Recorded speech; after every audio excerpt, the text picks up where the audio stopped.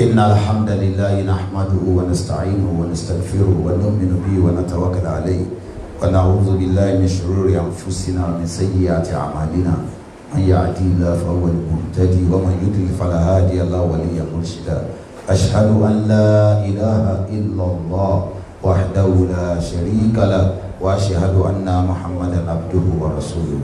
السلام عليكم ورحمة الله وبركاته. Mo kí àwọn afáwa tí wọ́n wà níkàlẹ̀ àti olùgbàlejò ńlá ti ìjọ ńlá Al-Huda bil-Kitabi wa Sunnah àti gbogbo ẹ̀yin jọmọ́ wa, ìkẹ́ Ọlọ́run àtọ́lọ́ Ọlọ́run kó máa bá wa gbé. Ẹ ṣàmì dáadáa, ẹ̀yin afáwa àkí yín, ìkẹ́ àtọ́lá tí kò lábà wọn sáàtì àdákùnjọ wá fi ṣe kẹwa. Ẹ̀yin bàbá wa àkíyín, ìkẹ́ àtọ́lá tí kò lábà wọn sáàtì àdákùnjọ wá fi ṣe kẹwa. Ẹ̀yin màmá wa àkíyín, ìkẹ́ àtọ́lá tí kò lábà wọn sáàtì àdákùnjọ wá fi ṣe kẹwa. Ọlọ́run tó ní wa ló rán wa wá, ẹ̀tẹ́ tí ẹ gbọ́ bá tó nílé ayé. Kò sí ohun tó dùn tó ẹ̀sìn àgbọ́yé. Ẹni bá tẹ́tí gbọ́ àgbọ́ lágbọ́yé. Ẹni bá tẹ́tí gbọ́ àgbọ́ lágbọ́yé. Ìyẹn yàtọ̀ sáwọn alábòsí ẹ̀dá tí wọ́n kà wá sí sáriwo lásán. Ọlọ́run tó ní wá àsádìyọ, Ọlọ́run tó ní wá àsádìyọ. Gbogbo ọ̀nà táwọn alábòsí lè gbà fi wá borí ọ̀tá pẹ̀lú èdè wọn. Ọlọ́run gbé wa ró ká má ṣubú. Ọlọ́run gbé wa ró ká má ṣubú. Ká má ṣubú kọ́tá má yọ̀ wá. Sáàtì àdákùnjọ má jẹ́ àjábọ̀. Oríṣiríṣi ní iṣẹ́ ilé ayé. Oríṣiríṣi ní iṣẹ́ ilé ayé. Apàṣẹ bí aláwo mi ò sí. Àti yan wá sí ṣíṣe láyò. Torí pèpè láti gbẹ̀sìn ga. Aláwo ló pàṣẹ ká lè gbẹ̀san re. Wíwá tí ẹ wá ó ti dájú. Wíwá tí ẹ wá ó ti dájú. Ìgbìyànjú yín ò ní dòfo. Tágbọ́ má gbà nìkan níbẹ̀ ló yàtọ̀. Ẹni gbìyànjú tó ló wá sí yóò jogún ayé pẹ̀lú ọ̀run. Àwọn tó jù wá lọ ti ṣíwọ́ iṣẹ́. Àwọn ẹgbẹ́ wa ti ṣíwọ́ iṣẹ́. Àwọn tí kò tó wa ti ṣíwọ́ iṣẹ́. Ilé ayé máa kọ́ láfẹ́ ròyìn. Owó ayé máa kọ́ láfẹ́ ròyìn. Ọmọ ayé máa kọ́ láfẹ́ ròyìn. Dúkìá ayé máa kọ́ láfẹ́ ròyìn. Ọlọ́run tó ní wọn ló gbé wa débi. Ẹ̀yin àfáà wa ẹ jẹ́ lọ rántí. Ẹ̀yin bàbá wa ẹ jẹ́ lọ rántí. Ẹ̀yin màmá wa ẹ jẹ́ lọ rántí. Aláìsí láyé tàjẹ́ lánàá. Aláìsí ọ̀hún là ó sì tún jẹ. Ẹni fẹ́ ní nǹkan kó dọ̀lọ́hún mú. Owó kílà ní tagbójúlé. Ọmọ kílà bí tagbójúlé. Ìmọ̀ kílà ní tagbójúlé. Aláìní nǹkan tàjẹ́ lánàá. Aláìní ọ̀hún là ó sì tún jẹ. Ẹni fẹ́ ní nǹkan kó dọ̀lọ́hún mú. bí wọ́n fẹ́ ní nǹkan kó dọ́lọ́hùn mú bẹ́ẹ̀mi fẹ́ ní nǹkan kí n dọ́lọ́hùn mú ìbẹ̀rù ọlọ́hun mi máa lò ga jù ẹ jẹ́ àjọsìn fún ká lè gbẹ̀san rẹ̀ kí náà fi dá wa náà tàǹgàpá kí náà fi dá wa náà tàǹgàpá yẹ̀pẹ̀ tí wọ́n fi dá wa níbẹ̀rẹ̀ yẹ̀pẹ̀ náà ni a ó sì tún jẹ́.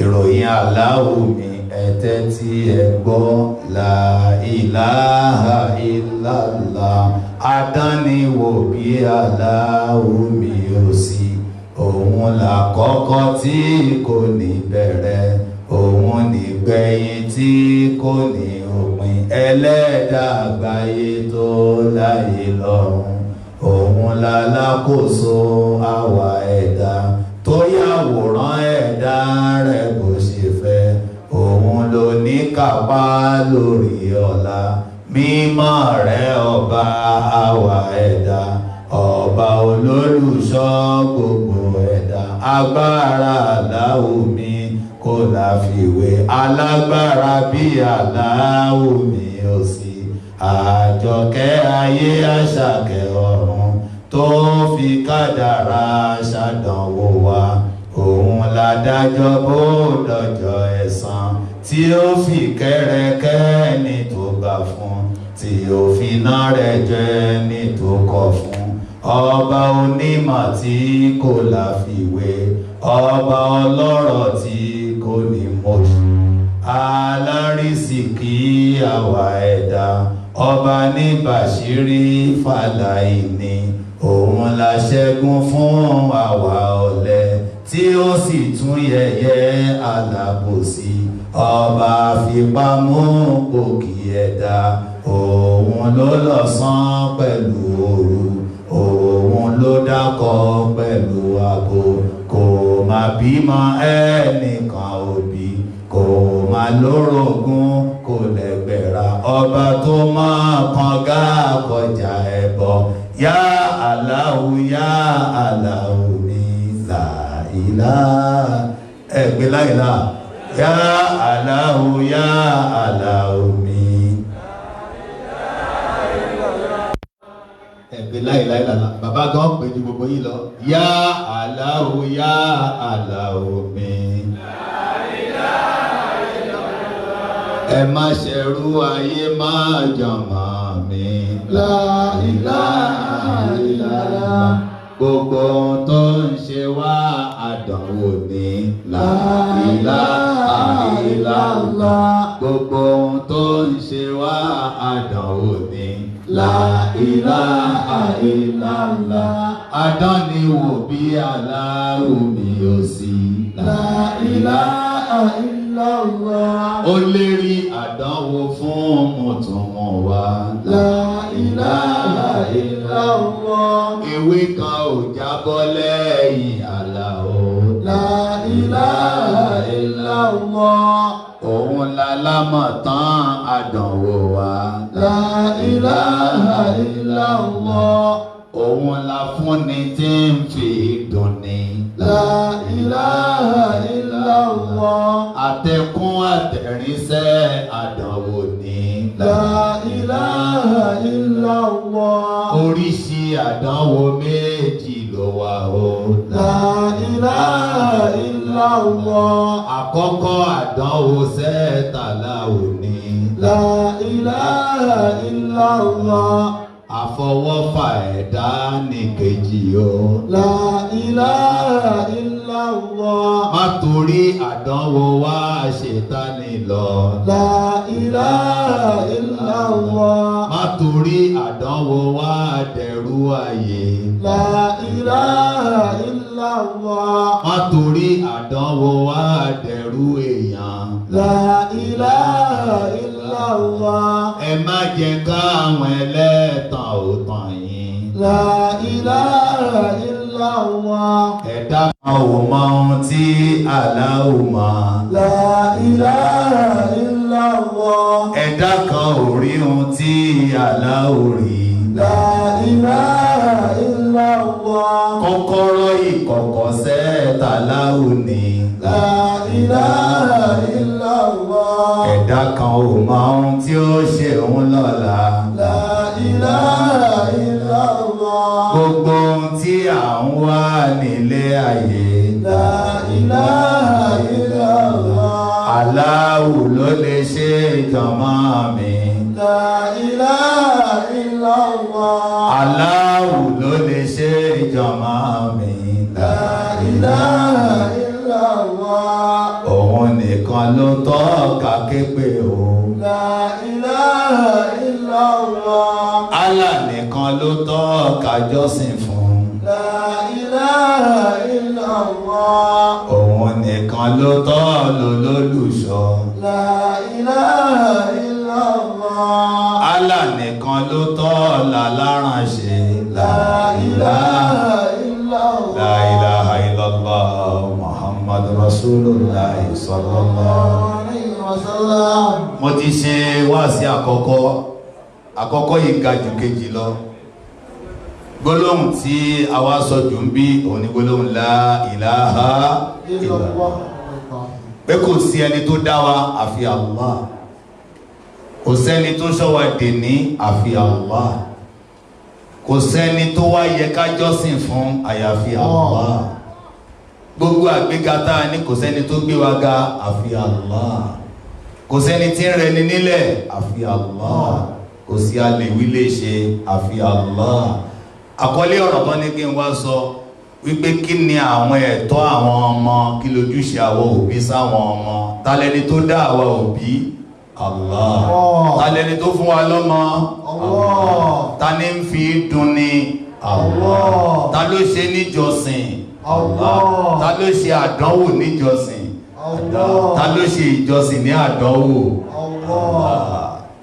A wá bẹ̀rẹ̀ pẹ̀lú Suratul A'raf, Quran chapter 7, ayah 54.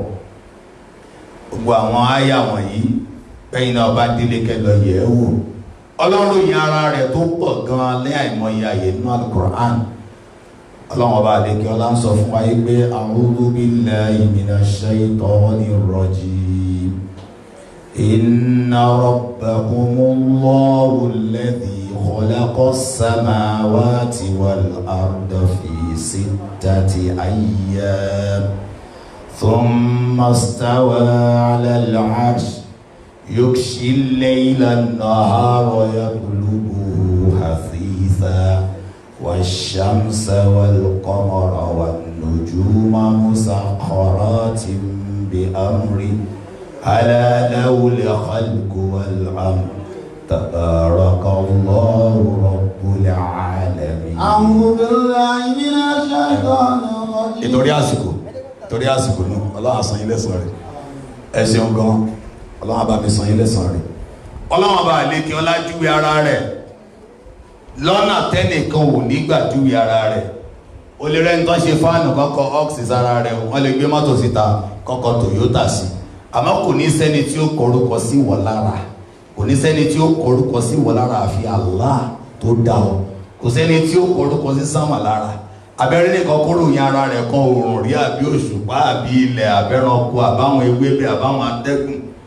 Ọlọ́run ní inna rabbakumullah, Ọlọ́run ọba yín tẹ́ ẹ̀ gbọ́dọ̀ fi wé nìkan kan lórí ilẹ̀ ayé allazi khalaqakum. Òun ló khalaqas samawati wal ard. Òun ló dá sánmà méjèèjì àtilẹ̀ fi sittati ayyam láwọn ọjọ́ òǹkà ọjọ́ mẹ́fà lọ́dọ̀ ọ̀tọ̀ lọ́hùn. Summa stawa ala al-arsh. Ó wá rọ̀gbọ̀kú sórí ìtẹ́ rẹ̀ ní ọ̀nà tó gbà yẹ Ọlọ́run. Yughshi al-layla an-nahar. Òun náà ní máa ń fi òru bu ọ̀sán yatlubu hasisa.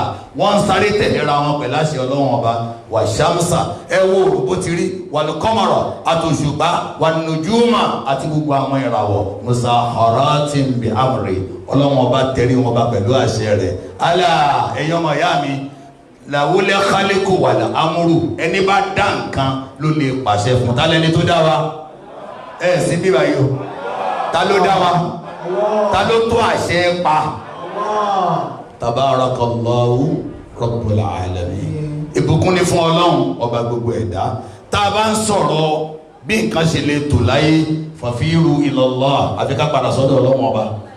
Ẹ wá rí pé ilé ayé tó rí bó ṣe rí yìí àṣẹ Ọlọ́run Ọba látàpá sí ló fi rí báyìí. Tí a bá ń sọ nípa kí lójúṣe wa sọ́mọ, àkọ́kọ́ ní ká kọ́ mọ̀ pé ń tọ́ ń pè lọ́mọ ìtọ́lọ́run fi dán wa wò ni. Tá a bá ní Ọlọ́run Ọba fúnni tí ń fi dùn ni, ìtumọ̀ rẹ̀ ní kó fáwọn kan kò fáwọn kan, àbí onítùwọ̀n Ọlọ́run ní ọlá gbogbo sánmọ̀ àtilẹ̀.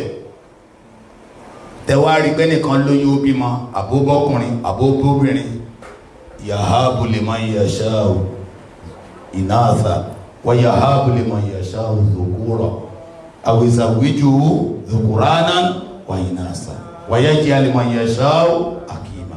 Ọlọ́run lémi ni mo fún ọ, kò sẹ́ni tó ní skill bá ti ń bímọ nínú yín. Ọlọ́run lémi mo mọ bí àtọ̀ ṣe di ẹ̀jẹ̀, bẹ́jẹ̀ ṣe di bá sí ẹran, bí bá sí ẹran ṣe di gungun, bá a ṣe padà fàáyọ ní Suratu Mu'minun. Ó júwe bá a ṣe wá sílé ayé, ìgbọ́n wá bí wa sán. Fífún tọ́lọ́run fún wa lọ́mọ yẹn ká má bàa máa jọra wa lójú, ká má mọ̀, ká má ṣe àìmọ̀ sí tọ́lọ́run torí rẹ̀ ṣe. Ńgbà oní tabarakallahu biyadihil mulku wa huwa ala kulli shay'in qadir. Ìbùkún ni fún Ọlọ́run tó yẹ pé ọwọ́ rẹ̀ ní gbogbo ọlá ń bẹ, ọlá, owó, ọmọ, dúkìá, gbogbo ẹ̀ níbẹ̀ nù múlíkù yẹn. Ó wá ní allazi khalaqal mauta wal hayata liyabluwakum ayyukum ahsanu amala. Dídá tí mo dá yín, gbogbo ń tẹ́ ẹ ní àti ń tẹ́ ẹ ní, mo fẹ́ fi dán yín wò. Ta ni yóò tẹ̀ láṣẹ Ọlọ́run bá pẹ̀lú tèmi Ọlọ́run bá fún? Tó túmọ̀ sí pé bí n bá lọ́rẹ̀ ẹ̀mí rẹ̀ àbí kò fi lọ́rẹ̀ ẹ̀mí sí lọ́hùn, bí n bá fún ẹ lálàáfíà àbí kò fà láàfíà sí lọ́hùn, tí n bá fún ẹ lọ́mọ àbí kò fọmọ sí lọ́hùn. À ń fọmọ sí lọ́hùn ni pé à ń re ọmọ ní ọ̀nà tẹ́ni tó fún wa tó gbà tó. Báwo la ṣe ń tọ́ ọmọ tá à ń jírí àlìjọ náà? Ọlọ́run má jẹ́ àjogún ná. Ẹ ti ẹ̀ ṣàmì. Ta ni ó wá bímọ rẹ̀? Ọlọ́run dáhùn béèrè yìí ní Suratu A'raf aya 58. Òwe lówe lọ́lọ́run fi ń sọ̀rọ̀. Ó ní wal baladu tayyib yakhruju nabatuhu bi izni rabbi walladhi khabusa la yakhruju illa nakida kadhalika nusarrifu al-ayati liqawmin yashkurun. Ọlọ́run fi àpèjúwe ilé rẹ̀, ẹbí rẹ̀, èèyàn rẹ̀, ó fi wé ìlú rẹ̀. Ó ní wal baladu tayyib, ìlú dáadáa,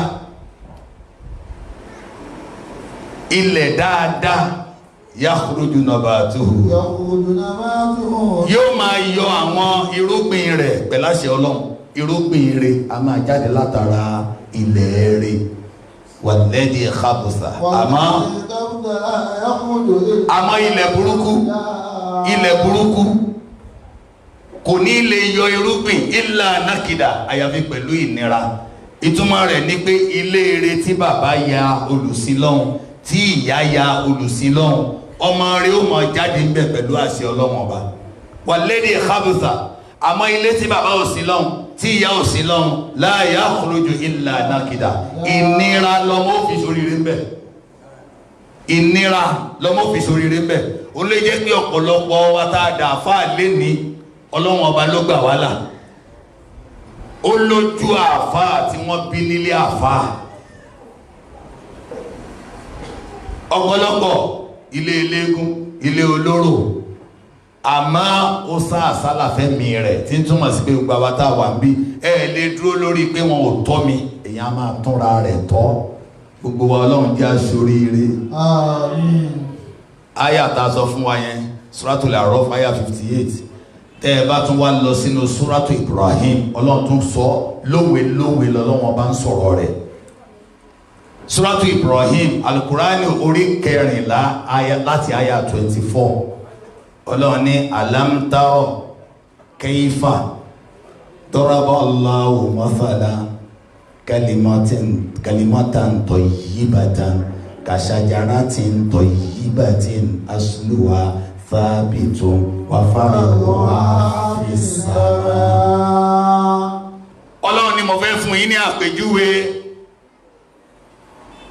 ọ̀rọ̀ rẹ̀ ó dàbí igi rẹ̀ tí ń sèso rẹ̀ ìtàkùn rẹ̀ múlẹ̀ lẹ́ka rẹ̀ bá nà sí sánmà igi tí ìtàkùn rẹ̀ bá múlẹ̀ dáadáa bí ó bá sí foundation ilé ò lè dúró ntọ́lọ́run sọ fún wa ní gbogbo wa táwọn bí báyìí tí a fẹ́ táwọn ìgbé ojúṣe tọ́lọ́run bá fún wa ojúṣe náà ni wípé ọmọ tí ó tara wa jáde gbọ́dọ̀ jẹ́ ní ire àbí káwa gan ó jẹ́ ní ire. wa masalu kalimatin khabithatin ka shajaratin khabitha ujtusat min fawqa al-ard ó ní wa ma laha min qarar. Àpèjúwe igi burúkú ọ̀rọ̀ burúkú tí kìí ṣe sóore ó dàbí igi burúkú ni tó ṣe pé a ti hu gbòǹgbò rẹ̀ sórí ilẹ̀ kó fi ìdí múlẹ̀ rárá. Òun náà ni ilé tí a bá tún ṣe dáadáa kí nǹkan rí lè jáde ń bẹ̀. yusabbitu Allahu alladhina amanu bil qawli thabit fil hayati dunya wa fil akhirah. Ọlọ́run ọba ní màá máa fi ẹsẹ̀ àwọn ẹni rẹ̀ múlẹ̀ nínú dáadáa. Òun ló ṣe sọ fún wa pé in tansurullaha yansurukum wa yuthabbit aqdamakum. Ìwọ tó bá fẹ́ sin lọ́wọ́n ọba ọmọ ìyá mi mo fẹ́ ká farabalẹ̀ torí Ọlọ́run ọ̀rọ̀ tá a wá sọ bí Ọlọ́run jẹ́ wúlò fẹ́mi tí mò ń sọ. Ọlọ́run jẹ́ kọ́ ọmọ rí ó tara mi jáde. Ọlọ́run jẹ́ kọ́ ọmọ rí ó tara gbogbo yín jáde. Kìí sọmọ téèyàn bí láti inú rẹ̀ nìkan ló lè fi wàlìjánà. Ó lè wàlìjánà látara ọmọ ọlọ́mọ tí ó tún yá ju ọmọ tiẹ̀ gan lọ. Ọmọ tiẹ̀ tó bí yẹn ó ti kọ́ sọ fún wa kullukum ra'i wa kullukum mas'ulun 'an ra'iyyati. Gbogbo yín pátá adaran jẹ níyí gbogbo yín láàsì bí bẹ́ẹ̀ ti da ẹran tá a fún yín jẹ tí ń túmọ̀ sí pé tá a bá ti fún ẹ ní nǹkan yé máa rò ó wípé mo ju ẹnìkan lọ. Tó bá lọ ka ìgbẹ̀yìn Suratul An'am tọ́lọ́run ní òun Ọlọ́run ọba òun ṣe yín ní àrólé lórí ilẹ̀ wa rafa'a ba'dakum fawqa ba'din darajat liyabluwakum fima ataakum. Ọlọ́run ní gíga tẹ́ ẹ ga jù yín lọ kí n lè dán yín wò ká dánwò ẹni tí mo fún lè pọ̀jọ́ ẹni tí mi ò fún lọ ní o. Tí n bá fún ẹ lọ́mọ wàá dààmú dáadáa láti lè tọ́ ọmọ yìí kó dẹni ire. Ò ní máa fọwọ́ rọ̀gbọ̀n bí ẹni tá a fún lọ́mọ. Ẹni tá a fún lọ́mọ gan ó yẹ kó dààmú kẹ́ni tí ń bẹ lẹ́gbẹ̀ẹ́ rẹ̀ ó ṣoríire. Ọmọkọ́mọ tá a bá tọ́ ọmọ àbúrò ni ọmọ ẹ̀gbọ́n ni ọmọ ẹni àmọ́ ni ọmọ ẹni àmọ́ ni bákan náà ni ládàá rẹ̀ níwájú Ọlọ́run. Ẹ̀gbọ́n tá Nábì Muhammad sallam tó na ìka méjì sókè pẹ̀lú tó bá ṣe dáadáa sọ́mọ òrukàn báyìí lèmi àti ó wà nínú ọgbà àlìjánà. Ẹwà rẹ̀ lómi tó bímọ mẹ́wàá tí ò ní rálìjánà wọ̀ látara pé ṣe ló kàn dà wọ́n lẹ̀. Ó ń bímọ tó ló fẹ́ fi ṣe fáàrí lórí ilẹ̀ ayé kò mọ̀ pé kò sí ládàá fẹ́ni tí ń bá ń ṣe bẹ́ẹ̀ ẹni rọmọtọ́ ló ní ládàá àti tọ́mọ la ṣe jòkó ká lè gbọ́ àgbọ́yé ẹ Ọlọ́run ó bí wá. Tó bá tiẹ̀ lóhùn sí lọ́hùn Ọlọ́run tún fún ẹ ní ọ̀rọ̀ kan gbọ́ Suratul Tahrim Quran chapter 66 ayah 6. Ọlọ́run yá ayyuhal ladhina amanu qu anfusakum wa ahlikum nara wa quduha an-nas wal hijara 'alayha malaikatun ghilasun shidadun la ya'suna Allaha ma amarahum wa yaf'aluna ma yu'marun. Ọlọ́run ní ẹ̀ṣọ́ ẹ̀mí ara yín àti àwọn ará ilé yín. Ìtumọ̀ ẹ̀ ní pé mi ò ní bí ẹ nípa ìrun ti ẹnìkan ìrẹ́ bàbá tí ń kírun kí lè tọ́mọ rẹ̀ ò kírun àbíọ́ kí lè táyà rẹ̀ ò kírun mójútó wọn sojúṣe rẹ̀ bí wọn bá wá kí àwa ní bí ọmọ nítorí pé wa ma alayna illa al-balagul mubin. Iṣẹ́ òbí ni kó jíṣẹ́ dáadáa fọ́mọ. A sọ pé ó dìgbà tọmọ rẹ bá gba ẹ̀sìn kọ́ tọ́ rálìjẹ́ náà wọ̀ sojúṣe tiẹ̀. Bí ṣe wá sí fún yín ní ìlú Ìjànikin yìí Ọlọ́run ò sọ pé ó dìgbà tẹ́ ẹ bá gbà kóhun tó san mí lẹ́san. Jíṣẹ́ ìrẹ́ bàbá jíṣẹ́ fún fáyà rẹ̀ ìrẹ́ ìyá jíṣẹ́ fún ọkọ rẹ̀ ìrẹ́ òbí jíṣẹ́ fọ́mọ rẹ̀. Ẹ pé ọmọ yín jókòó bí ọlọ́run ó bí mi ọlọ́run ní kó o ṣẹ̀sìn àwọn ẹni àná wọn pọmọ jókòó ní bẹ́ẹ̀ ló ti pọmọ jókòó nìyẹn. nítorí ìdí èyí kí la fi ń du kíní iṣẹ́ mọ̀ pé ńgbà bá kúrò láyé iṣẹ́ mọ̀ pé iṣẹ́ rẹ̀ ò tán iṣẹ́ mọ̀ pé ẹni tá a gbé sí kòtò àti ìpàdánù rẹ̀ tá a bá jọ sí lọ́hùn aṣọ lọ́hùn yìí máa dà wá pọ̀ kẹ́ àwọn tó bá jọ sí lọ́hùn ó sọ ọ́nà Suratu 2 Al-Qur'ani 52 aya 21 ọlọ́ni walladina amanu wattaba'atuhum zurriyatuhum bi imanin alahaqna bihim zurriyatahum wama alatnahum min amalihim min shay kullu mri'in bima kasaba rahim. Ọlọ́run lẹ́yìn tẹ́ ẹ bá gbọ́ lọ́hùn gbọ́ tẹ́ ẹ sin lọ́hùn ọba táwọn àrọ́mọdọ́mọ yín tó wá ń bọ̀ táwọn náà tún wá sí lọ́hùn bẹ́ẹ̀ ti sí lọ́hùn màá dà yín pọ̀ nínú ọgbà àlejò náà ẹ bá gbórúkọ lọ́hùn tó màá dà yín pọ̀ so ọmọ rẹ tó ti bàbá rẹ tó ti lọ wàá padà rí àmọ́ ta ni wọ́n ó dàpọ̀ àwọn tó ń jọ ṣiṣẹ́ àlejò náà ni o ìdẹ́yìn bàbá rẹ ṣiṣẹ́ àlejò náà ìwọ náà ṣiṣẹ́ àlejò náà àìgbára lẹ́nìkan nínú ìsìláàmù èèwọ̀ ni kíyàwó gbára lọ́kọ gbígbéǹgbà ọkọ mi ti ń kírun kò sí kán má kà mí mọ́ àwọn tí ó bá nu ládàá rẹ̀ ọlọ́run kìlọ̀ fún wa o ó fi àpèjúwe èèyàn méjì kìlọ̀ fún wa daraballahu masalan lilladina kafaru imra'ata ìyàwó Noah ìyàwó Lut bọ́n kọ́ wọ́n ti jọ́ máa lè jọ náà ọmọ náà làwọn méjèèjì o ọ̀sìn lọ́hùn tiẹ̀ ni bákan náà nìyàwó Fíráúnà bí Fíráúnà ṣe yọ lórí ikú tó ìyẹn ò dí àlìjọ́nà ìyàwó rẹ̀ lọ́wọ́ tẹ̀mọ́ ṣe ìwà bí sọ̀rọ̀ mi yí wa bí ṣe mo kàn ń sáré sọ̀rọ̀ ńgbà bí èèyàn ní mọ̀ pé wọn ọ̀gbọ́n téèyàn ń sọ ẹwà ń bí n tá à ń sọ ní pé oníkálukú ní òrèrú ara rẹ̀ ó ti sọ fún wa tẹ́ bá lọ ní Suratul Najm ó wà ń bẹ́ẹ̀ afaraita alladhi tawalla wa ata qalilan wa akida aindahu ilmul ghaibi fa huwa yara am lam yunabba bima fi suhufi Musa wa Ibrahim alladhi wafa alla taziru waziratun wizra ukhra wa an laysa lil insani illa ma sa'a wa anna sa'yahu sawfa yura thumma yujzahu al-jazaa al-awfa. Ọlọ́run ní ẹ wá wo ẹni tó jẹ́ pé ìgbìyànjú díẹ̀ ló ṣe wá ní tí mo ṣe látijọ́ yìí náà ti tó wàá tọ̀ kọ̀dílá wàá kídá ibi mo tọ́mọ náà ìyẹn náà tó ibi mo ránṣẹ́ Ọlọ́run ọba dé ìyẹn náà tó ìwọ̀nba wá sí tí mo ṣe ìyẹn náà tó Ọlọ́run ní wọ́kẹ̀ ayé ń dàwó ilé mọ̀lẹ́gẹ́ ibi ìfàwọ́ àyàrọ́ ìwọ nímọ̀ ìkọ̀kọ̀ tó rí ṣọlọ́run tí ẹ gbọ́dọ̀ gbé n tó ń ṣe sí wa lẹ́gbẹ̀ẹ́ ń ta pè níjọsìn ǹjẹ́ a lè dúró lẹ́gbẹ̀ẹ́ Ọlọ́run kéèyàn ní gbogbo iṣẹ́ tọ́lọ́run ọba ṣe o mo wá fẹ́ san owó rẹ̀ pẹ̀lú àwọn ìjọsìn tí mo ń ṣe fọ́lọ́run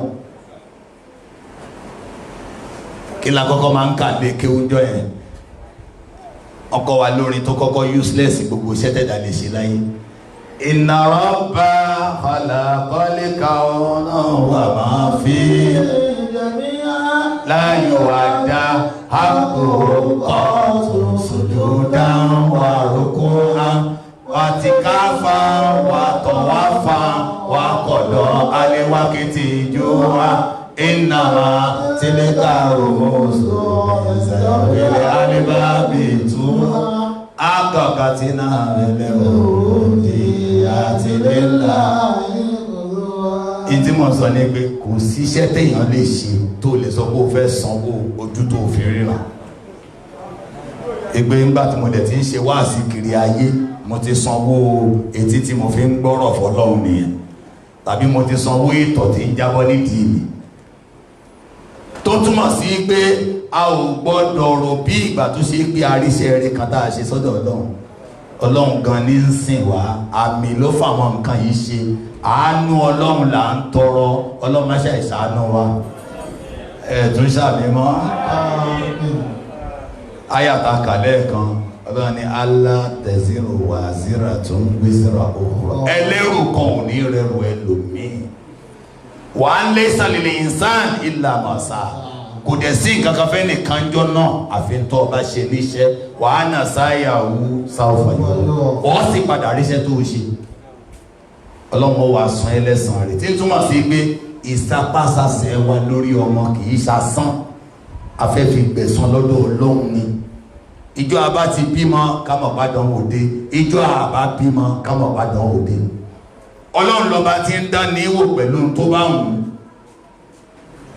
àwọn ẹni àná báwo ni wọ́n ṣe ṣe pẹ̀lú àwọn ọmọ wọn àkọ́kọ́ wọ́n yìí fi àdúrà ṣeré jọmọ́ kí ni mo sọ wọ́n yìí fi àdúrà ṣeré ẹ má gbàgbé pọ́ìntì àkọ́kọ́ ni pé àdánwò lọ́mọ a máa fi ń wá ojú rí ọlọ́run ni nínú Islam àì tọ́mọ nítorí kọ́mọ lè tọ́ wa àní ládà tá a bá fẹ́ gba ládà kí láá ṣe á tọ́mọ nítorí kọ́lọ́run lè san wá lẹ́san rẹ̀ ọ̀rọ̀ mi yé wa so ìkíláàsì ló bẹ̀rẹ̀ rẹ̀ ìlànìyàn pé ìjọsìn lọmọ yìí náà ní òní jẹ́ ó sú mi àwọn tí máa ń láníyàn pé màá tọ́mọ yìí kọ́mọ yìí lè tọ́ mi tán bá bí ọmọ tó rìn dì hàn nítọ́ wọn lélẹ́ yìí ò lè sọjọ́ wọn a mọ̀ pé kò sọmọ tó lè tọ́ òbí ẹ̀ láyé ọlọ́run ní tọ́ wa bọ́mọ rẹ bá lówó tówó náà pọ̀ olóhùn fẹ́ tọ́ ẹ bọ́lọ́run bá ní ìní lọ́rọ̀ ẹ̀mí rẹ kan jọmọ́ àtàlà lágbára ẹ̀kọ́ ṣáàdákẹ́ ẹ̀mú òní ẹ̀tọ́ àníyàn yìí ṣe nǹkan àkọ́kọ́ tẹ́ẹ̀kọ́ ṣe ni pé àníyàn ní nǹkan àkọ́kọ́ tá a bá fẹ́ tọ́mọ a máa ń tọ́ láti wá ojú rí ọlọ́run ni ní òní jẹ́ kí ìtọ́mọ náà ó sú wa kí ló lè ṣẹlẹ̀ náà táà ní kírun jọmọ́ kò sí tó lè ṣẹlẹ̀ táà ní kírun ìtumọ̀ rẹ̀ ni pé ìrun kíkí ò lè sú wa nígbà táà wo ìṣesí ọmọ èèyàn bẹ́ẹ̀ lọmọ títọ́ ìtọ́mọ ọlọ́mọ ò lè sú ẹ ìtọ́ ọmọ ara rẹ ò lè sú ẹ ọmọ ò lè ṣe nǹkan kan wá lè kúrò lé bí ìgbà tó ń resign nínú iṣẹ́ tó lọ́wọ́ bá fún ẹni tí wọ́n bá ti lè kúrò lé àwọn alágbàtọ́ èṣù wọn ó gbà tọ́ níta ìwọ ò sú ọlọ́run rí àbójoojúmọ́ ló ń sin lọ́hùn tẹ́sẹ̀ rẹ ṣe pọ̀ tó ọlọ́mọ bá ń tọ́ ẹ láníyàn rẹ ọmọ tá a fẹ́ tọ́ ẹ sọ pé iyyaka na'budu ẹ ti lẹ́ẹ̀ ní dámiló ìtumọ̀ ẹ̀ nígbèrè ọlọ́run ni mo fẹ́ fi sìn ó yẹ sọ wá iyyaka nasta'in àtọ̀dọ̀ ọlọ́run ní ti gbẹ̀san ọmọ tí mò ń tọ́ ìtumọ̀ rẹ̀ nìyẹn ìrẹ́ ọlọ́run ni màá fi sìn ẹ máa wọlé stars ọ̀yà wàlẹ́kùn sábà tó lọ́wọ́ ìrẹ́ ọlọ́run ni mo fẹ́ fọmọ títọ́ yìí sìn wá iyyaka nasta'in ọ̀dọ̀ ta ni màá ti gbẹ̀san rẹ̀ dáhùn ìyẹn ò ní jẹ́ kí n máa dọmọ mi láàmú pé o ò ríṣẹ́ látijọ́ yìí o ò mówó wálé torí pé gbogbo iṣẹ́ tí mo ṣe ta ni yóò ṣẹ̀san rẹ̀ oúnjẹ tó fọ́mọ rẹ̀ ó wà lábẹ́ innama nut'imukum liwajhillahi la nuridu minkum jaza'an ìrètí thank you lọ́wọ́ rẹ̀ ọ̀dọ̀ ọlọ́run ní ti gbà àwọn mélòó la fẹ́ gbẹ̀san wa lọ́dọ̀ ọlọ́run jẹ́ kébi ó gbẹ̀san mi lọ́dọ̀ ọlọ́run kò sí ẹ̀san tọ́mọ lè san òfò ni ọlọ́run ní ń sẹ̀san so bí wọn bá ti get àwọn kan yẹn pé torí ọlọ́run ni yóò wá ti mọ̀túnmọ̀ kul inna salati wa nusuki wa mahyaya wa mamati lillahi rabbil alamin gbogbo gbìyànjú mi lórí ilẹ̀ ayé pátá torí ọlọ́run ìyàwó tí bá ń ṣe dáadáa sọ́kọ nítorí ó fi sin lọ́run wọn máa pẹ́ nílé ọkọ ọkọ tí ń bá ń ṣe dáadáa sáya lẹ́ni tí ń fi ń sin lọ́run aya ò lè sún wọn láéláé torí iṣẹ́ ọlọ́run ní iṣẹ́ ọlọ́run ò gbọdọ̀ sún wa ẹlẹ́ẹ̀kejì òun ní pé àdúrà tí mo sọ lẹ́ẹ̀kan ẹ wà Nábì Ibrahim alayhi salatu wassalam ńgbà ọlọ́run ọba àlekè ọládán ọmọ Suratul Baqara àyà 124 mo ń fún wa láwọn ayé ẹ̀mùrọ̀pá máa kọ́lẹ̀ ní mọ̀pá kí n kọ́lẹ̀ bíbá ẹ ti ha sórí very good ọlọ́ni wa izibtala Ibrahim rabbuhu bikalimatin fa'atammahun qala inni ja'iluka linnasi imama ọlọ́ni rẹ̀ Ibrahim ìgbà mo dán Ibrahim wò pẹ̀lú àwọn gbólóhùn kan ó yege mo wá ní rẹ̀ Ibrahim mo ṣe ọlá síwájú fáyé Ànábì Ibrahim alayhi salatu wassalam kò gba gbígbà àdúrà yẹn sára kò ká sára ó ní ẹsẹ̀kẹsẹ̀ ló rántí ọmọ onírè Ọlọ́run bó ti gbà fún mi jẹ́ ó máa ṣe lórí àrọ́mọdọ́mọ mi. Bàbá rẹ̀ kì í dájókòó àdúrà tiẹ̀ lásán, ìyá rẹ̀ kì í dájókòó àdúrà tiẹ̀ lásán. Ẹ máa fàdúrà ran àwọn ọmọ yín lọ́wọ́, ojúṣe yín ni ẹ̀tọ́ táwọn ọmọ fẹ́ gbà lọ́wọ́ yín, torí àdúrà òbí máa ń gbà. Ó ní qala wa min zurriyyati, Ọlọ́run àgbéga tó ṣe fún mi, aṣáájú tó fi mí ṣe, jẹ́ kó máa ṣe lórí àwọn ọmọdọ́mọ mi. Ọlọ́run ní inna la yanalu ahdi zalimin. Ọlọ́run ní mo gbà ó, mo gba àdúrà rẹ̀, àmọ́ kò ní í ṣe lórí àwọn àrọ́mọdọ́mọ rẹ̀ tí wọ́n bá ya alábòsí. Ọlọ́run gbàdúrà yẹn àbí ó gbà? Ọlọ́run gbàdúrà rẹ̀, ó ṣe Ismail lánàbí, ó ṣe Isiaq lánàbí, Isiaq bí Yakub, Ọlọ́run tún ṣe Yakub lánàbí, Yakub bí Yusuf, Ọlọ́run tún ṣe Yusuf lánàbí. Ọlá yẹn ó máa lọ ni. Ẹ máa padà rí i pé àdúrà nìkan kọ́ ló ṣe o. Lórí àdúrà ṣíṣe fọ́mọ wa, ìgbà nábì Ibrahim alayhi salatu wassalam tó fi àti Hajara àti Ismail sí ẹ̀bá Kaaba, àdúrà ló ṣe o. Ìrẹ́ Ọlọ́run ọba mi nígbàtẹ́ ẹ̀kọ́ lẹ̀ kò ní ní kí n máa kó tiẹ̀ lọ. Mo ti fi wọ́n lẹ̀ o, àwọn ọmọ mi, àwọn ará ilé mi, sẹ́bà ilé rẹ̀ kán lè máa kírun fún ẹni o. Bá ń darí ẹ̀mí àwọn èèyàn lọ ọbẹ̀, Ọlọ́run gbà bí ó gbà. Èèyàn mélòó mọ́ká ní yìí sí gbogbo ilẹ̀ fẹ́ lọ, àdúrà yẹn ló yí ń gbàdọ̀lá. Bí èèyàn ṣe ìdílé ni yóò fẹ́ lọ ìgé. Ọlọ́máṣẹ́ ìdarí ẹ̀mí aláàánú sọ́dọ̀ àwa náà. Àdúrà ni mo yí ń sọ yẹn o. Èèyàn máa tọrọ fọ́mọ. Tí ẹ bá wo ìyàwó Imran ní Suratu Imran, Ọlọ́run ní ẹ̀yẹ wo ìyàwó Imran yẹn, òun náà bímọ, òun ló padà bí Màríyámà yẹn, àdúrà ló ṣe débẹ̀. Ó kàn rí ẹyẹ tó ń fẹnu gbé omi fọ́mọ ẹyẹ. Onírè Ọlọ́run tó fẹ́ yẹ lọ́mọ, má ṣàì fún mi lọ́mọ. Oorun tó máa sùn jọ yẹn pẹ̀lú Imrana, òun ló di Màríyámà yẹn. Imrana ti wá jáde láyé, kò ì tí ì bímọ. Ó wá ń jẹ́jẹ́ ẹwọ́n bí tó ti ṣàdúrà, torí ní Islam tá a bá fẹ́ báyàwó wa sùn á máa ṣàdúrà, tá a bá fẹ́ bọ́kọ wa sùn á máa ṣàdúrà. Allahumma jannibna shaitan, Ọlọ́run yàwá yá èṣù, wa jannib shaitani ma razaqtana. Ọmọ tó bá fún wa látàrí eré tá a fẹ́ ṣe ìbáwa yáyà ṣètánì, bọ́ọ̀ rántí rẹ̀ lárúbá sọ ní Yorùbá ń gbò bá ń bọ́kọ rẹ̀ ṣeré. Èrè Ọlọ́run eré tá ń ṣe, ìtìrẹ Ọlọ́run bá sọ di òdodo, ìyá ọmọ náà yá ṣètánì kó àbí ẹ̀ṣàmí rẹ̀. Wa iz qalat imratu Imrana rabbi inni nazartu laka ma fi batni muharrara fataqabbal minni innaka antas sami'ul alim. Onírè Ọlọ́run látara pé Imran ti jáde láyé, ó wá ń fẹ́ kó ṣe pé oyún ti ń bẹ nù, iṣẹ́ tí Imrana ń ṣe láyé ní kọ́mọ náà máa ṣe tó bá délé ayé. Imrana jẹ́ ìmáàmù ní mọ́ṣáláṣí kan ní Jerusalem. Ó wá ń fẹ́ pé oyún tó wà nù yìí, tó oyún yìí náà bá délé ayé, kóun náà máa ṣe ìmáàmù. Bí bàbá rẹ̀ ti ń ṣe ìmáàmù, tí ń túmọ̀ sí pé ọmọ wo ní retí? Ọmọkùnrin ní ń bẹ lẹ́mìí rẹ̀. Falamma wada'atha, àmọ́gbọ́ bímọ. Qalat inni wada'tuha untha. Obìnrin mà ní mo bí, wallahu a'lamu bima wada'at. Ẹ bá gbórúkọ lọ́tún. Àwa lè mọ̀ bóyá ọkùnrin àbóbìnrin, Ọlọ́run gan ló mọ̀ ń tàbí. Ọlọ́run kó sọ ọmọ wa lórí rẹ̀.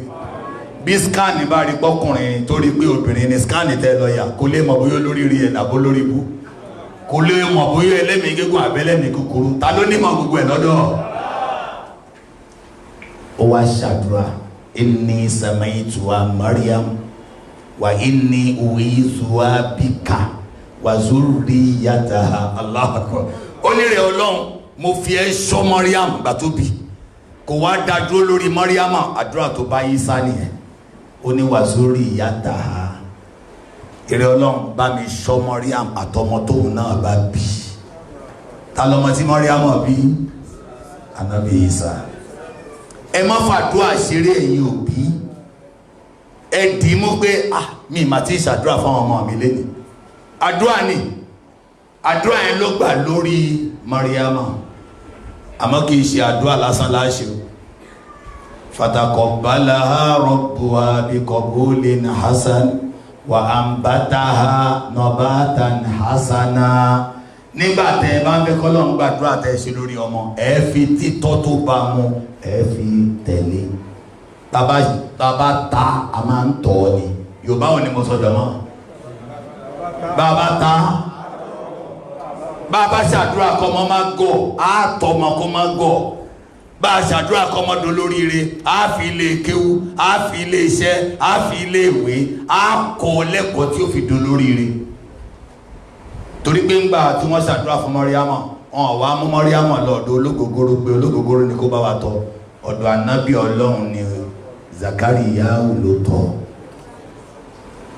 ìyẹn dẹ̀ ṣe gbọ́ pé kullama dakhala alayya Zakariya al-mihrab wajada indaha rizqa bí Zakariya bá wá wọ yàrá ibi tó wà yóò wá bá wọn oúnjẹ tí kì í ṣe oúnjẹ àsìkò yẹn lọ́dọ̀ Mọ́ríámọ̀ ó wá bèèrè lọ́wọ́ Mọ́ríámọ̀ anna laki haza ibolélé ti wá qalat huwa min indillah Mọ́ríámọ̀ ní ọ̀dọ̀ Ọlọ́run ló ti wá ó tún ṣe wá sí fánàbí Ọlọ́run inna Allaha yarzuqu man yasha'u bighairi hisab ìrẹ Zakariya ó mọ̀pọ́lọ́ ní máa ń ṣe àrísìkì fún èèyàn tí ò ní ló ń kà bí Zakariya náà ṣe gbọ́ báyìí òun náà kọ́ tó mú àdúrà ni hunalika da'a Zakariya rabbah Zakariya náà bá pe Ọlọ́run ọba ó ní rọ́bì Ọlọ́run ọba mi habli min ladunka zurriyatan tayyiba Ọlọ́run fẹ́mi náà lọ́mọ rẹ̀ Ọlọ́run máa ṣàfẹ́ nìkan kọ́ wa lọ́mọ rẹ̀ ọ̀rọ̀ kí ni mo sọ débẹ̀ àdúrà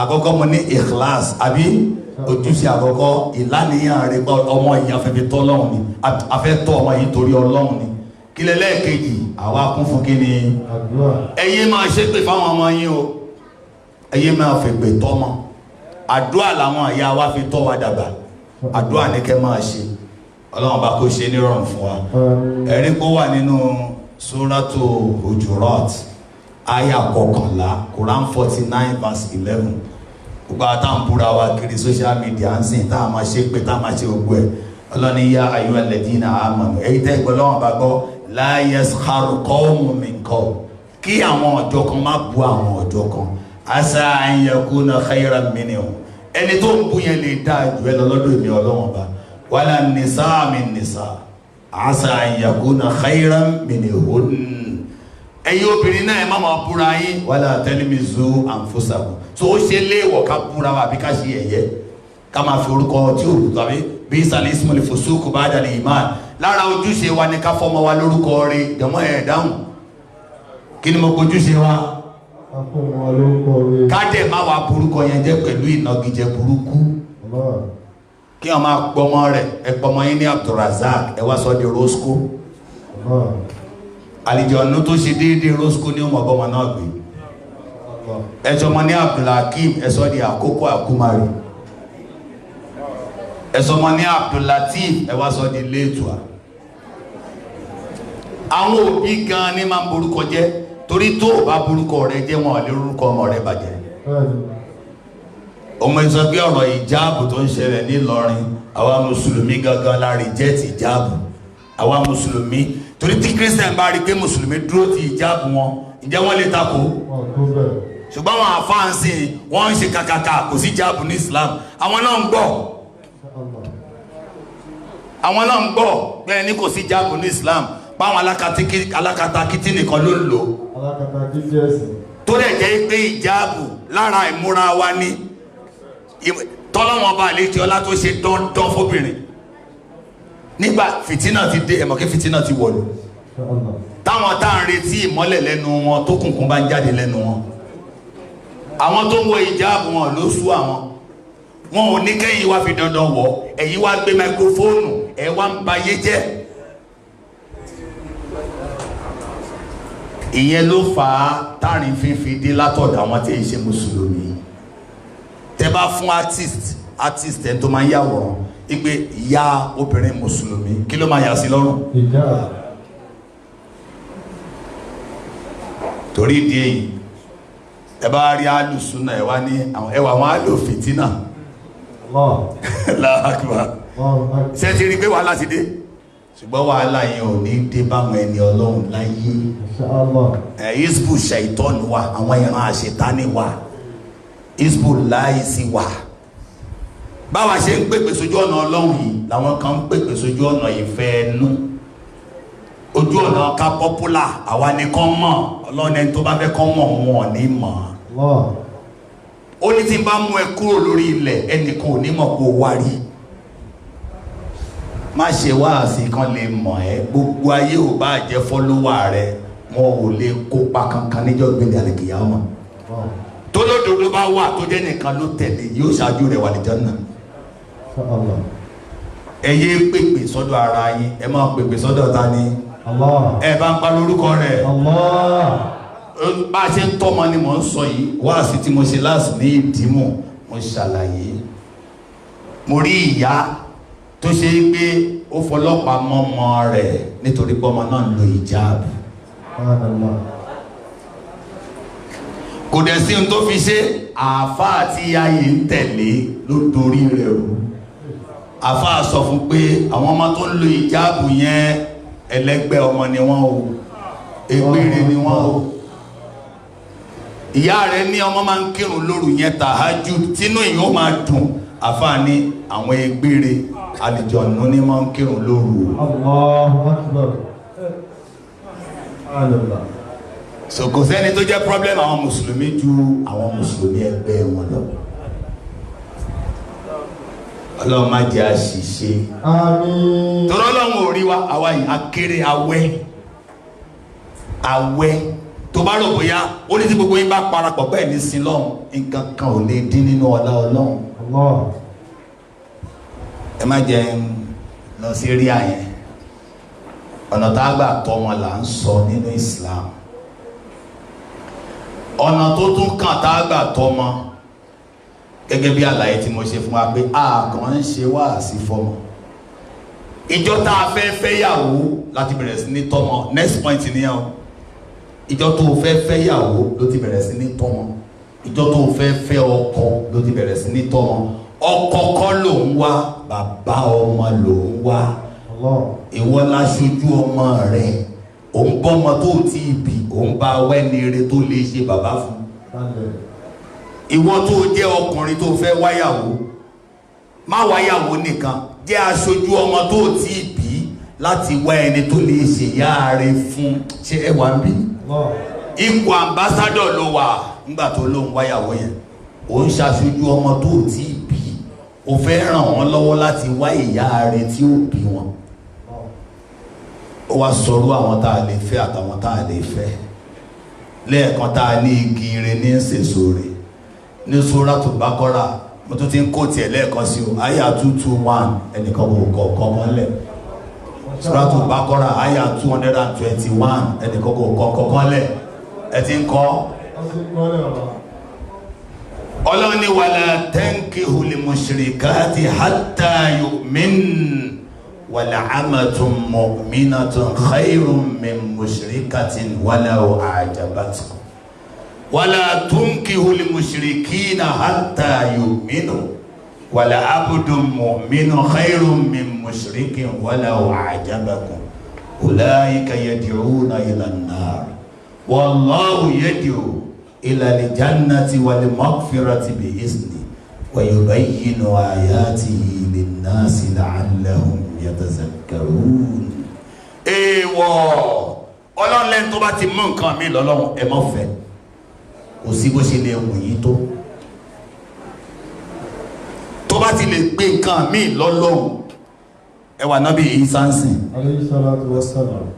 ànábì wà lànábì Ìsá ẹni bá ti gbé ní Lord ó di mùṣírikí àwọn nǹkan míì definition kò pẹ́ rárá tó bá ti lè gbé ní God ó di kí ni àlóní tó bá ti mú nǹkan míì lọ́lọ́run lẹ́yìn Ọlọ́run mi ò ní kọjá lẹ́kùn yẹn kí ló wá sọ kò wá sọ pé èdè fẹ́ wọn hatta yu'minna ẹ dúró dìgbà tó bá gba ìsìláàmù tó wá ń ṣe ìsìláàmù kì í ṣe ni tó máa fún yín ní promissory note o ẹ mọ note tẹ́lẹ̀ kan máa fún yín ní ṣẹ́ẹ̀kì next month tẹ́tí bá wọlé tán máa wá ṣe mùsùlùmí ó ti dáhùn tó bá wọlé ìwọ gan di kèfèrí ọmọ kan tó yí di kèfèrí ó ti kọ̀sọ́ lọ́hùn lẹ́nu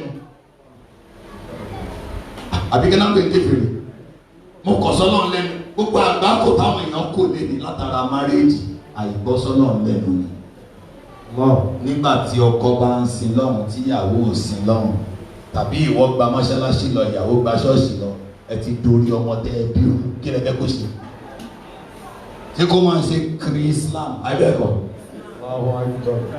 tẹ́ ẹ bá fẹ́ ká yí ọmọ náà dá èdè kan náà ní kẹjọ máa sọ àtiwọ́ àdáyà rẹ tó bá rí pé ọ̀rọ̀ yín bára mu ọwọ́ kan ló tẹ̀lé ibi tẹ́ ẹ wà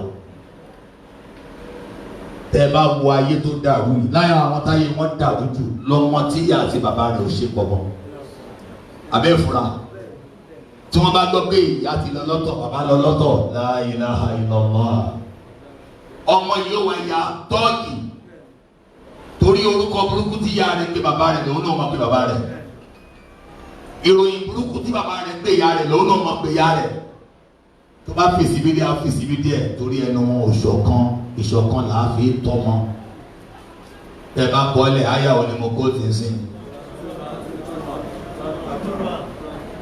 ẹnìkan máa ní wọ́n ní ẹlẹ́ fẹ́ àwọn ìyàwó àwọn alul kitab ẹ̀yìn mọ̀ tún máa alul kitab tó bá ròyìn alul kitab fún yín nínú tíra ẹ̀fẹ́ ní mùsùlùmí ni wọ́n kí ló fà wọ́n gbọ́ lọ́n gbọ́ wọ́n gba yamani kìyàmọ̀ gbọ́ wọ́n dìde lóru kírun ẹ lọ nu suratu Imran ọlọ́run júwe wọn laysu sawa wọn ò dọ́gba o min alil kitab ummatun qa'imatun yatluna ayati llahi alayhi. Okay, so that's another point lórí pé ká wé ní ire tá a fẹ́ ńgbà bá fẹ́ bímọ rẹ̀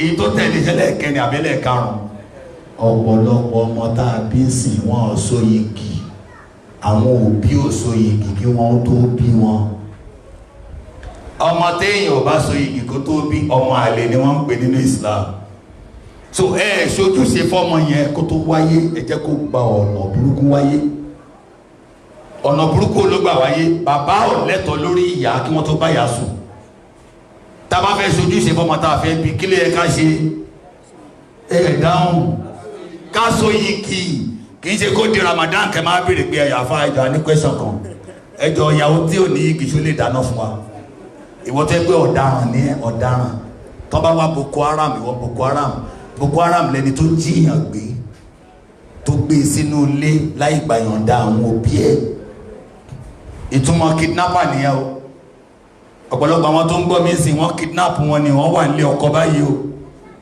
ọkọ òsìṣẹ́ tó lé wọn lórí ọkọ wa ń raṣọ fún ẹ wá ń gbà wá ní kó fọwọ́ mú jẹ ẹ̀dá ní aláàjì ẹjọ́ iṣẹ́ pàtàkì tẹ́ máa ṣe fún mi ẹ lọ so yìgì mi kí ni iṣẹ́ pàtàkì jàmá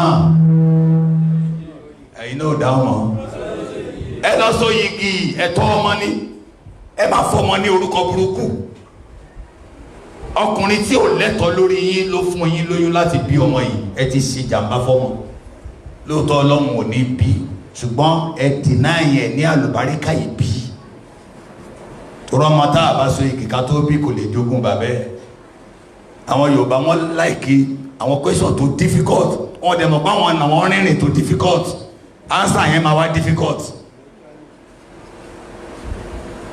ẹ lọ so igi fáwọn ìyàwó yìí gbogbo ìtẹ́ ti ṣe tẹ́lẹ̀ kò sẹ́ṣẹ̀ tí yàn ṣẹ̀ láyé yìí ẹ wo ṣíríkù bó ṣe rí yẹn tọ́lọ́run ní wọn ní foríjì ẹ mọ àfáà máa wọlé wa alaikum salam wa barakatuh ọlọ́run tó lóun ní foríjì ṣíríkù ṣé kò ní foríjì lóòótọ́ kò ní foríjì fẹ́ni tó kú sínú ẹ̀ ṣùgbọ́n ẹnikẹ́ni tó bá tú bá kú tó kú kama báwo ni ẹnikẹ́ni tó bá ti tú bá kí ló ṣẹlẹ̀ kama la zambalawo bí ìgbà tí ó ṣẹ̀rí ni gbogbo àwọn bàbá wa ẹni ńláńláńlá àwọn Umar radiyallahu anhu gbogbo wọn náà gbanú ṣírùkù kọjá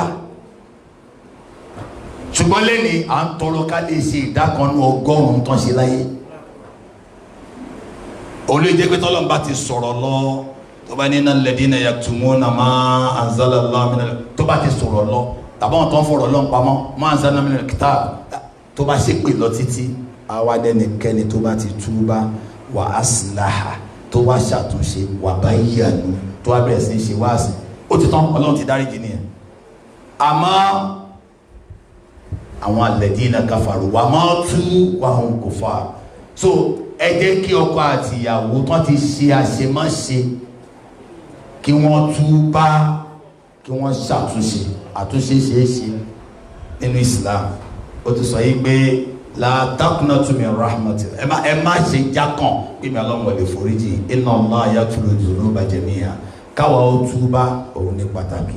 bákan náà nílẹ̀ ìta ti ṣe yẹn ìkómọ ọmọ ká ṣe dáadáa ìkómọ tá à ń ṣe lọ́jọ́ keje bá àbálágbára ká ṣe lọ́jọ́ kẹrìnlá tá àbálágbára ká ṣe lọ́jọ́ kọkànlélógún ọmọ tá a bá pa súnà rẹ̀ kò ní lè ṣìpẹ̀ bàbá rẹ̀ dọ́gbé dàlùkì àmọ́ ká gbìyànjú ká ṣe ẹran ni wọ́n ń pè ní àkíkọ ẹran ni ẹlòmíì ò mọ̀ túmọ̀ rẹ̀ yóò lọ rẹ̀ ìjà alóhùn tí ì lówó yóò wá ra gba tẹ́ǹtì kódà kó ha ẹran tútù ó ti ṣojúṣe kódà kó ha ní bíbọ̀ tàbí dídín ó ti ṣojúṣe lára ojúṣe ọmọ yẹn nìyẹn ìrun tá à ń pèsè tí ọ̀tún tá à ń pèsè tí ó sì tá à ń ṣe ká mọ̀ sí tí ó sì orí wọn tá à ń fa ìrun ọmọ tá à ń fa tá a máa ń lọ wọn ní góòlù àbí fàdákà ara ẹ̀tọ́ àwọn ọmọ yìí lélẹ́yìí bákan náà lórúkọ rẹ̀ orúkọ a máa ro ọmọ bákan náà òun ni ká wá fún un ní ẹ̀kọ́ tó dáa ká fi ìmọ̀ Kùránì mọ́ ká jẹ́ ó kéwú ju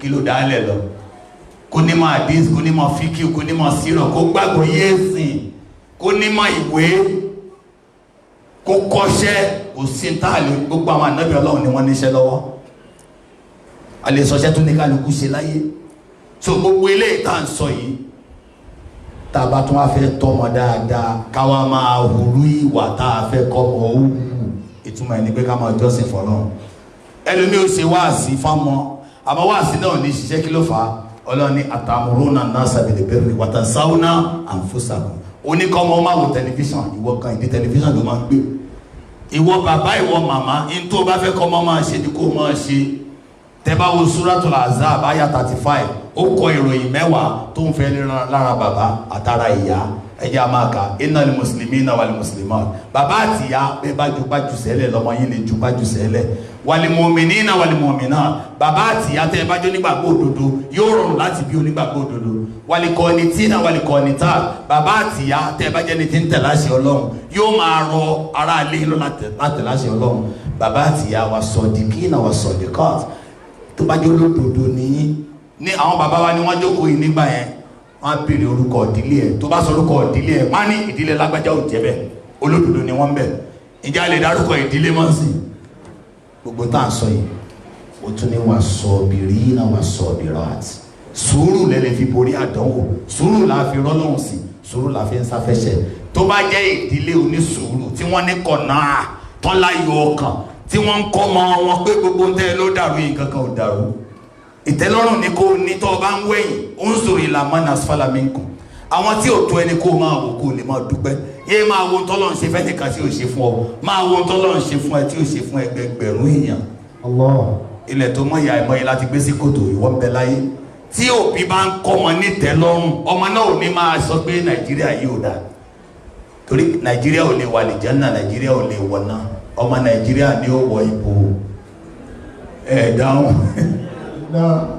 torí bí èyí ó ní wàlá khashiyina wàlá khashiyat ẹ̀rẹ̀rẹ̀ ayé ńlẹ̀ tí bàbá àti ìyá bá jẹ́ onírẹ̀lẹ̀ ọmọ wọn ò lè ya onígbèraga wal mutasaddiqina wal mutasaddiqat bàbá mi ya ohun sí ìyá rẹ̀ kọ̀mọ̀kẹ́ tó ń bá ti ń tọ́jú ìyàwó òun ti ń tọ́jú ọmọ ó ya ohun sáwọn ọmọ kò lè náwó fún wọn àmọ́ máa náwó fún girlfriend ẹ gbìyànjú láti rí pé ẹ náwó fún àwọn ọmọ yín ẹ náwó fáyà yín kò sí èèwọ̀ káyàwó náwó fọ́kọ ayárí anáwó fọ́kọ was-saimina was-saimat àwẹ̀ ló ń bọ̀ yìí a máa ń fa àwẹ̀ kóra wa níjànú ni wal-hafidhina furujahum wal-hafidhat a sì máa ṣọ́ abẹ́ wa wa-dhakirina Allaha kathiran wa-dhakirat a sì máa rántí Ọlọ́run ní gbogbo ìgbà ọlọ́run tó bá ṣe lé a'adallahu lahum maghfiratan wa ajran 'azima ọlọ́run bá kó má ṣe àforíjì wa.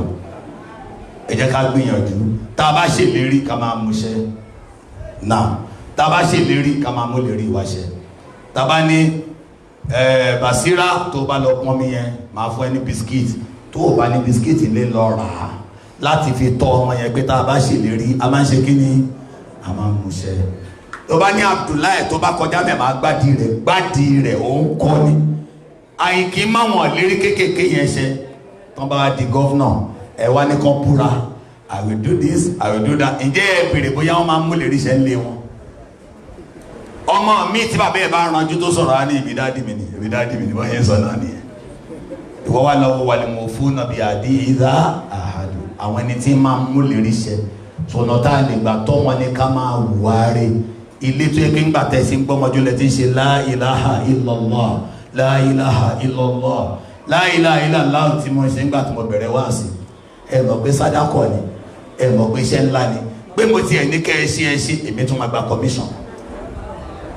So gbogbo yẹn ká máa fi gbọ́mọjú la ilaha illallah kọ́mọ ti mọ̀ Muhammadu Rasulullah ká fi súnà nábì kọ́ wọn káwọn ọmọ ti dámọ̀ pé báyìí láà ṣe o báyìí eléyìí wọ eléyìí lẹ́tọ̀ torọ ọmọ kékeré bẹ́ẹ̀ ṣe rí wọn yẹn gbogbo wọn pátá dá wọn ní mùsùlùmí ni òbí ní máa ń yí orí ọmọ nítorí ìdí èyí ẹ̀yin tẹ́ ẹ lọ gbé fóònù sọ́wọ́ ọmọ alágbàtọ́ èṣù lẹ gbé fún yẹn gbogbo ohun táwọn bàbá wa màmá wò jẹ́ káwa rí ẹ̀yin ti sáré jẹ́ kọ́ ọmọ ó rí àwọn alágbàtọ́ èṣù ó máa wá bá yín du ọmọ náà tọ́ ẹ̀wẹ́ ni tọmọ yìí ó máa bá rìn lára ráìtì ọmọ òun ni ká fẹ́ ọkọ fún ibi tí mo fẹ́ parí ẹ̀ sí ni ẹ̀ òbí ọmọ ojúṣe òun ni láti make sure ọkọ ọmọ òun lọ́kọ ẹ mọ̀ ká máa ń sọ fún àwọn ọmọ wa pé lọ́mọkọ wa ọ̀rọ̀ burúkú ni o bó o bá bímọ tó tọ́ tó fún lórúkọ tó ṣe kó mọ́ rẹ̀ ó tí ì parí iṣẹ́ oníjọ́ bá fún lọ́kọ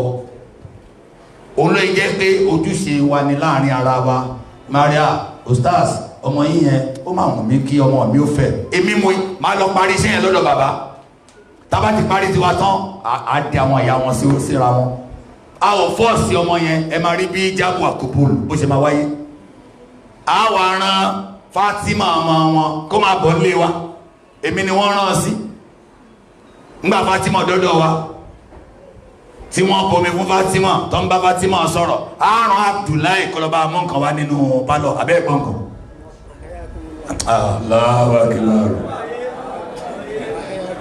èmi ó sì ní pé Abdullahi lè sí máa wo obìnrin tó wà ń bẹ̀rẹ̀ dáadáa o máa wo Fatima dáadáa o tó wá ní Fatima lọ fún Abdullahi fún Fatima ní kíní kó fún bàbá rẹ̀ ó fẹ́ fọdún ọgbọ́n ojú rẹ̀ ní ó sì rí tán báyìí jọ tí ìyá Fatima bá ń sọ pé Fatima àbó rí Abdullahi tó ní Abdullahi omi ò ráyè Abdullahi báwo Abdullahi ó ti respect pé bàbá ànábì jẹ́ Abdullahi bí ìyá àti bàbá wẹ́rẹ́ ti kí kò ní pẹ́ lára ọmọ rárá torí wọ́n ti rí pé eléyìí ń sin lọ́hùn kò ní í da iye ọmọ yìí rú ṣùgbọ́n nísìnyí akọ̀dà wọn mọ́lẹ̀ kán máa wọ́kọ̀ kiri kán máa wáyà kiri eléyìí ẹ jẹ́ káwọn òbí mọ̀ pé lára ojúṣe wa ni èyí tá a sọ yẹn lọ́mọ ṣe lásán fún ẹ má gbàgbé àdúrà lójoojúmọ́ kẹ máa jókòó gẹ́gẹ́ bí ẹbí ní gbogbo ìgbà ká lè máa mú gbogbo challenges ọmọ ẹ ló yẹ kó jẹ́ confident yín gbogbo ẹni tí ń bàjá léèwé ẹ máa tẹ́tí gbọ́ wọn tọ́rọ̀ bá ń bẹnu ẹ̀ tí ọ̀rẹ́ ni sọ fún